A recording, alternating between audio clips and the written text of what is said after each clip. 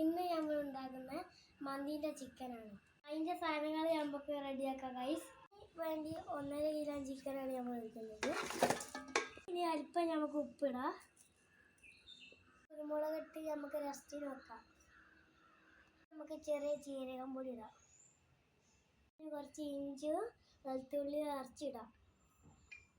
ഇനി നമുക്കിത് അരച്ചിടാം ഗൈസ്. ഇനി നമുക്ക് മസാല ഇടാം. മാഗി ക്യൂബ് ഇടാം.